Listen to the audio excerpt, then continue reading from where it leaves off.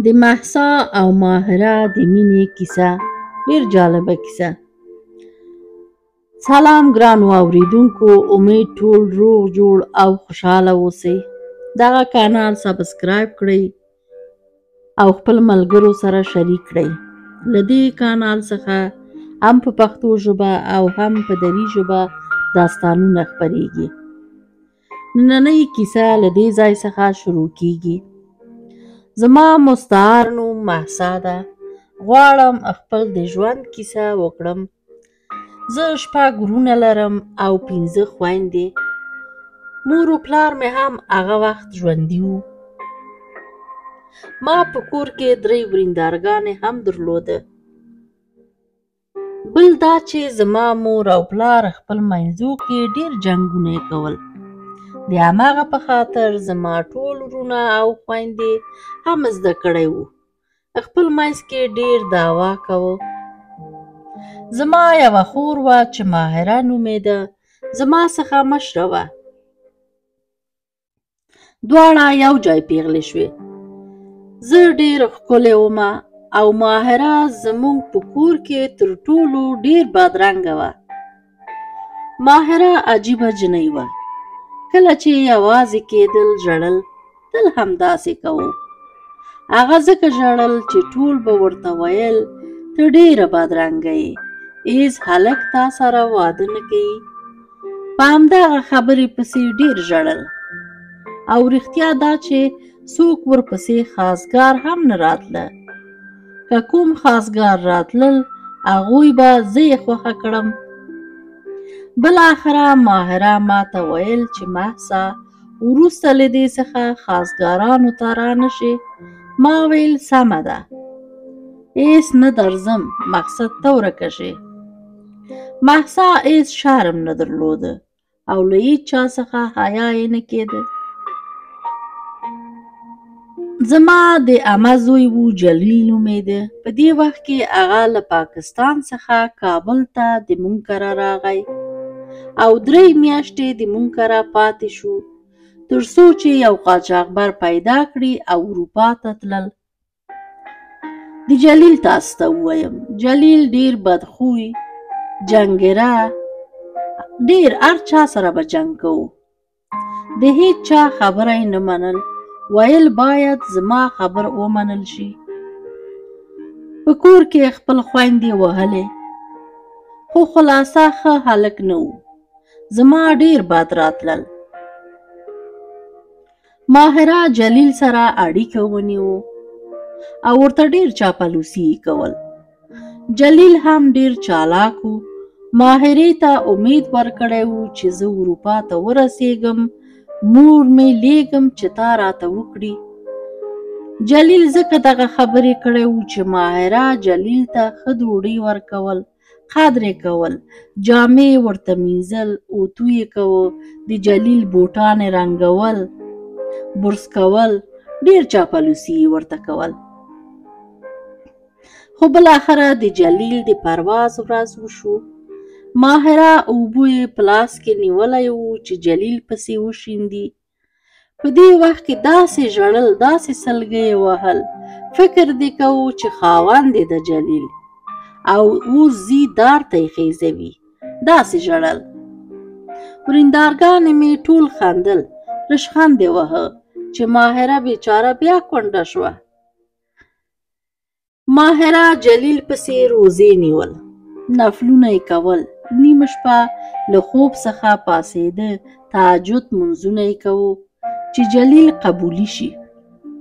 خو د ماهرې دعاګانې ګټور تمام شو جلیل ته. جلیل ډېر زر ویزا یې واخیسته. کله چې جلیل ویزا یې واخیسته، خپل مور یې مونږ کره ولېږه. زما همه له پاکستان څخه راغله او ماهره ورته ډېر چاپلوسي کوو. د سهار چای کې پراټې، شیدې، هګۍ، حاصل، 6 رقمه شیان یې زما عمه ته جوړول. خپلو له پیسو څخه اخیسته. د عمه جامې مې وینځه، اوتو کوو، ټول کار یې ورته کوو، پښې یې ورته غوړوو، مساج یې کوو. کله چې زما حما زما پلار ته د خاصګاري خبره یاده کړه، عمه مې ورته ویل چې مهسا جلیل ته راکړه. ماهره له دې خبرو څخه خبر شو. داسې بد حال یې واچو، دومره یې ژړل. ما سره یې جنګونه شروع کړ. ما ورته ویل چې جلیل زما ډېر بد راځي، ځکه چې هغه ښه اخلاق نه لري. الله دې تا ته مبارک کړي.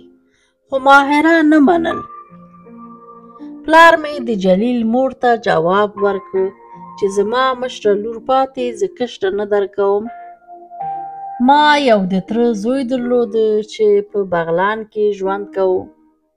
د هغه انګور یو زلمی لمسی زموږ کره راغی.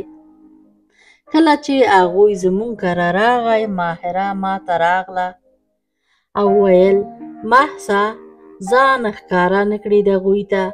ما ویل نه ښکاره کومه، مقصد چې ته ورکه شې لاړه شې. هغوی یو هفته پاتې شو او زه په دې یو هفته کې پټه ومه. کله چې هغوی ماهره یې زما د پلار څخه خاصګاري کړل، پلار مې هم ورته ورکړه. ماهره داسې خوشحاله شوه چې په چیغو چیغو ژړل. او زه هم خوشحاله شومه چې د ماهرې له غم څخه خلاصه شومه. کله چې جلیل د ماهرې د کوژدې څخه خبر شو، خپله مور یې زموږ کره ولېږه. زما حمه راغله. زما پلار ته یې ویل مهسا راکړه جلیل ته. ما خپل پلار ته ډېر وژړل چې پلار جانه ما مه ورکوه جلیل ته. پلار مې ومنل، ویل نه ورکوم لورې. ورونه مې هم ومنل چې نه ورکوو. خو زما یو ورور ډېر پیسه دوست و. عمه مې پوهېده چې دغه پیسې ډېر ورته ګران ده. عمه مې همغه ورور ته مې ویل چې مهسا ته جلیل ته راکه، زه تا ته 8 لکه ولور درکومه. ورور مې چې د 8 لکه نوم یې واورېده، زه یې ورکړمه. ما ډېر ورته وژړل، خو زما ژړا ته یې نه لیدل. کله چې زه یې کوژده کړمه، جلیل ما باندې ډېرې نخرې کول. جلیل به ما ته ویل چې ته 2 بجې شپې کله چې زما کار دلته خلاص شو، زه تا ته زنګ وهم، وروسته له هغه خبرې کوم. ما به ورته ویل چې 2 بجې شپې زه څه رقم ویښه شمه. ما ته ویل ساعت کوږ که، کله چې ساعت زنګ ووهه ته پاڅېږه او ما سره خبرې وکړه. روزانه د ما موبایل چک کوو چې موبایل مې روشن نه وي. دومره ضدي انسان و جلیل. خو واده تیار شو. جلیل له لندن څخه راغی، مګر کابل ته خپل واده ته رانغی. یوازې مور او پلار یې ما پسې راغی او زه یې پېښور ته بوتلمه. 3 میاشتې مې پېښور کې تېر کړ. زما ویزه راغله او زه لاړمه لندن ته. لندن کې یو مسافري، بل د جلیل جنګونه، زه یې ډېر خرابه کړمه. د خدای مهرباني وشو، ما کره یوه لورکۍ پیدا شوه. کله چې لور مې د 11 میاشتو شو، یو زوی را کره پیدا شو. زما ماشومان زر زر کېده. کله چې 3م زوی مې د 1.5 کالو شو، زه متوجه سوم چې زوی مې چاته سترګه په سترګه نه ګوري او کله چې آواز کوم نه اوري. زوی مې ډاکټر ته بوتله. کله چې ډاکټر ولیده، راته ویل دغه اوتیزم لري. زه په اوتیزم نه پوهېدمه. وروسته له هغه زما 4 واړه ماشومان یې معاینات کړل. زما 2 زامن، یو 3م زوی مې چې د 1.5 کالو و او 4م زوی مې چې د 6 میاشتو و، دواړه یې اوتیزم درلوده. زامن مې نه اورېدی شي او نه خبرې کولی شي. دا دواړه زامن مې ما ډېر ځوروي او ډاکټر راته ویل چې ته نور ماشومان مه راوله، ځکه امکان لري چې نور ماشومان دې هم همدغه مشکل ولري. یو خواته زما د ماشومانو دا مشکل او بل خواته د جلیل جنګونه، بدخویي، ټوله ورځ راته د ماهره پیغورونه راکوي. ژوند راته ډېر ګران شوی. دومره په تنګه یم خپل له ژوند څخه، مګر خپل د ماشومانو لپاره مجبور یم چې ژوندی پاتې شمه. دغه و زما د ژوند کیسه. د کیسې پایله. ګران اوریدونکو، هیله لرم دغه کانال سبسکرایب کړئ، خپل ملګرو سره شریک کړئ. تر بل داستان تاسې په پاک او مهربان رب سپارم. الله مو مل شه.